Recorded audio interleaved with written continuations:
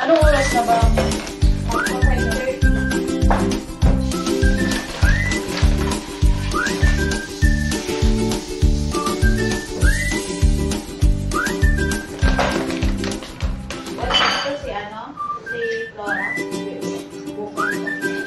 Pinagalitan kaya yan ng may party. Ay, doon sa nung ng birthday cake si Yasmin, nagulo. Pinagalitan siya doon. Kaya pala siguro napapagalitan siya kasi para sagot siya. Bakit? Bakit may masagot? Bakit, be? Sino nagalit sa kanya? Si Pipito at si Sara. mag-ama nga sila. Bakit po yun? Sabi ni, ni Sarah. Kasi lagi pinapabuhan, pinapabuhan kasi ni Sarah yung cake. Eh, ako na sana ang pagkaro.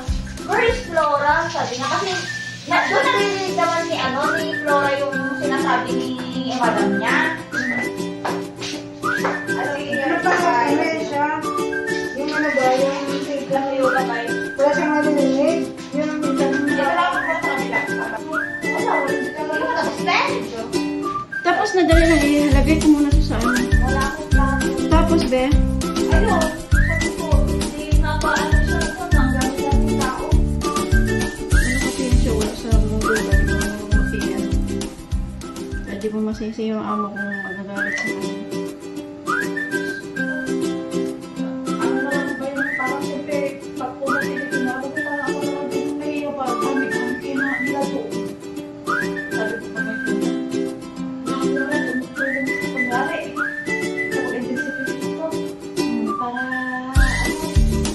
kahit nagagalit na yun, at least isipin ko lang na tumutulong din na wala, ganun lang.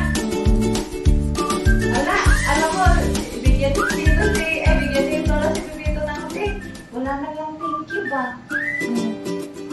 Si Flora bibigyan, thank you, Abby. Sa akin na lang thank you. Alam mo kasi siya matigas ang ulo. Hindi siya nung isang araw, kaya nag-second day naman na sa Sarah. Sabi niyo, mag-prepare kayo ng ganito kasi akin ako na nagbuto siya ng sili niya.